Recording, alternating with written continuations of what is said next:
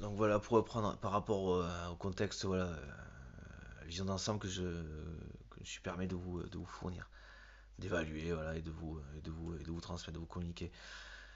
J'aimerais vous entendre, j'aimerais savoir, puisqu'il s'agit juste de toper Poutine, par lequel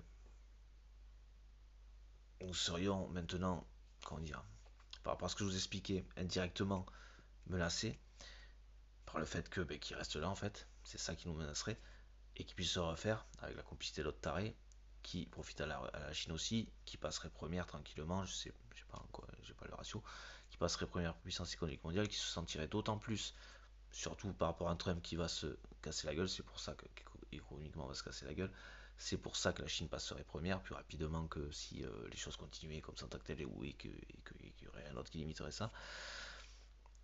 Et donc qui serait d'autant plus. Alors, je serais peut-être lui mettre sur la gueule du coup, mais oui, c'est vrai qu'il y avait cette option aussi. C'est vrai que le mec raisonne pas en termes de paix en fait. J'avais zappé. C'est qui change complètement la chose. Ce qui changerait complètement la donne. Mais. Mais ce gros abruti, il cherche un trop de conflits ici. Mais enfin bon. Par rapport à, voilà, au Canada, à l'Amérique latine, à l'Union Européenne, le mec arrive à se foutre en guerre avec nous, quoi. C'est pour ça aussi qu'il est complice de Poutine, parce que, enfin voilà, bon. Il cherche à se refaire et qu'il serait une menace pour nous. Donc, dans tous les cas, faut le toper, qui réagissent par le vouloir se foutre sur la gueule avec la Chine, si elle passait à première puissance économique mondiale ou pas. Il reste que il aurait aidé Poutine entre temps, qui se serait refait, et ça resterait donc une menace pour nous, puisque lui ne manquerait pas d'essayer de revenir directement à la charge. C'est pour ça qu'il faut le virer dans tous les cas. Et que le virer désamorce tout ça. C'est pas des goupilles, d'ailleurs, pourquoi j'en regarde la vie. Désamorce tout ça. Désamorce complètement tout ça. Pas complètement, pas en totalité, mais ça désamorce complètement. Ça pose la limite que je disais tout à l'heure. Ça décante les choses. Trump, le focus, il va pouvoir se détendre parce que nous on sera plus occupé, préoccupé par autre chose. Hein.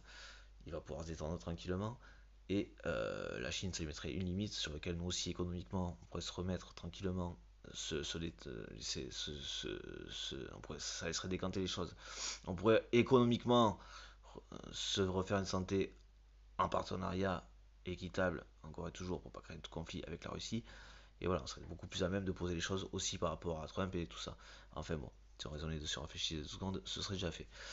Mais bon voilà, j'aimerais bien vous entendre quand même, les gens, sur qu'est-ce que vous feriez si on avait à y aller. Enfin, si c'était question d'y aller et si ça dépendait de notre départ et du fait qu'on y aille. Pour moi, c'est le cas. J'aimerais bien que vous fassiez ça.